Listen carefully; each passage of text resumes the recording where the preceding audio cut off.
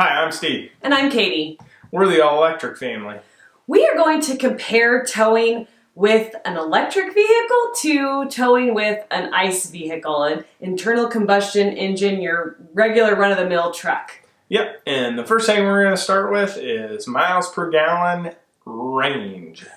Yes, so that's the first thing that everybody talks about is, well, you get a reduced range when you tow with your electric vehicle. And that is true. In our experience, we have seen a 60 to, on a good day, 50% loss in range when we are towing with our Model X. And we have towed all kinds of trailers. We have towed a traditional, so to speak, camper, an Airstream, a flatbed trailer. So we have had a lot of experience in towing with an electric vehicle. Yeah, and so with the camper, typically it is about that 50 to 60% drop. You know, in the other trailers, it's going to be a little bit less than that. Yeah. Compared to towing with we have a Ford F-350, so we have a diesel truck.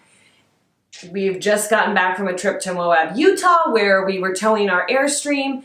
So we do have, experience with both, and we do still see a reduction in range with the F-350. Yeah, and roughly it's about 40, sometimes upwards of 50%. There's a lot that goes into it, aerodynamics, size of the vehicle, all kinds of things. But I think people tend to forget that there is a reduced range when you are towing with an ICE vehicle. But the next thing that we wanted to talk about was brakes, because we do see a lot of people talking about how an electric vehicle may not have efficient braking for towing. In our experience, we have found that it's just as capable. Just as capable, for sure. The Model X has regenerative braking, and so you have a lot of control with that one pedal system, and so it would be comparable to engine braking with a diesel truck. Mm-hmm. It's just more immediate. I like the feel of it a lot better than actually the engine braking. We've towed with an F-150 and F-350. We've had a wide range of tow vehicles. Yeah. And we were really surprised when we went from the F-350 to the Tesla, how comparable the electric, or the regenerative braking, the one pedal braking was to that engine brake. And if you have an F-150, you don't have that engine braking. So, we chalk this one up to being a benefit of towing with an electric vehicle. The next piece is another big one that everybody talks about, and that's time.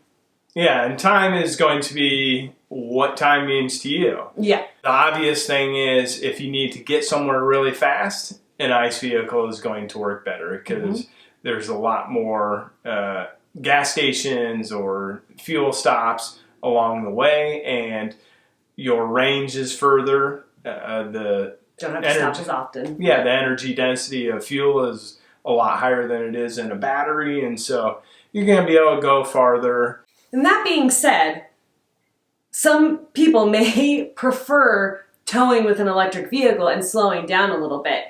It does take us longer to get from point A to point B, but we have found that has been a benefit for our family. We enjoy the elongated stops to get out, stretch our legs, get some food, get everybody resettled, and then get back down the road. There's pros and cons to both, and depending on your situation, you may prefer that you slow things down a little bit. Yeah, this kind of goes into the next thing too. They're kind of combined, the ease of fueling. And a time factor, even with a gas or diesel vehicle, sometimes gets longer than you would like anyways. 2 instances on our trip out to Moab, we had to wait for 20 minutes just before we could actually fuel.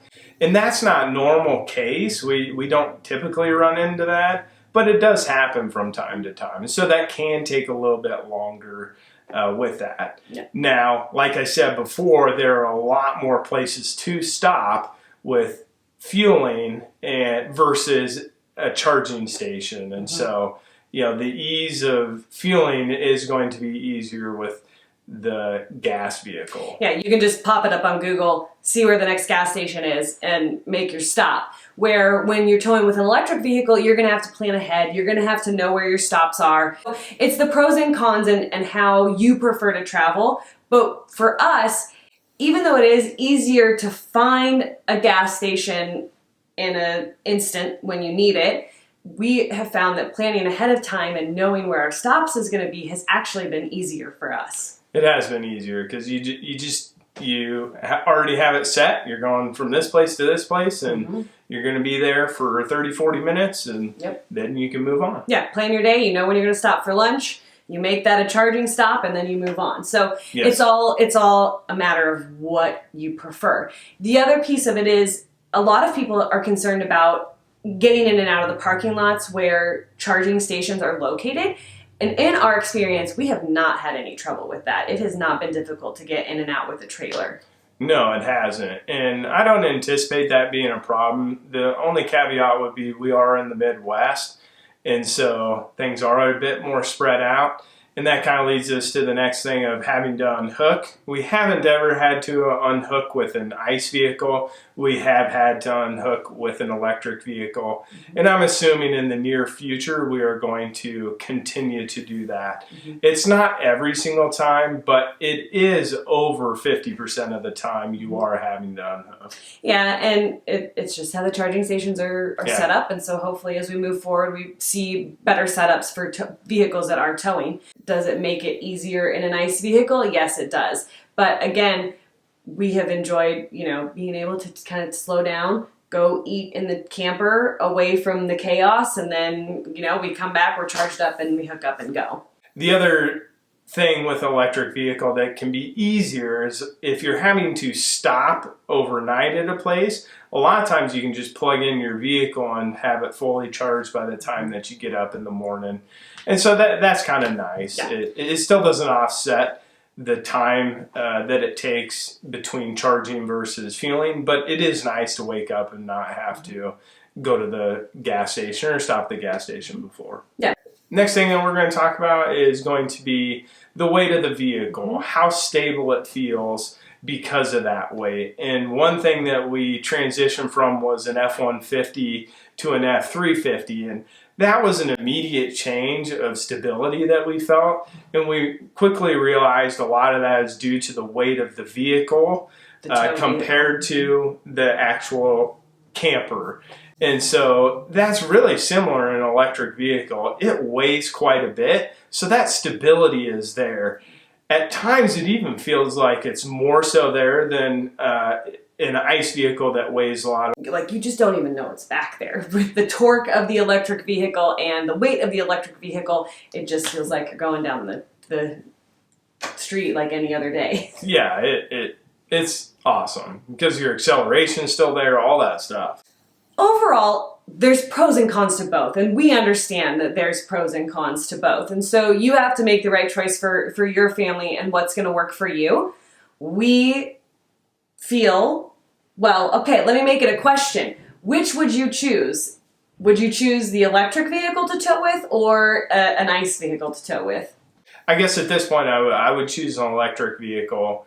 And that's because I'm willing to take on that challenge and I'm very interested in the technology. What would you choose? I would choose an electric vehicle as well. Even though it does take more time, it's been less stressful and we have been able to slow down, smell the roses, take in the sights, and it hasn't stopped us from going anywhere thus far.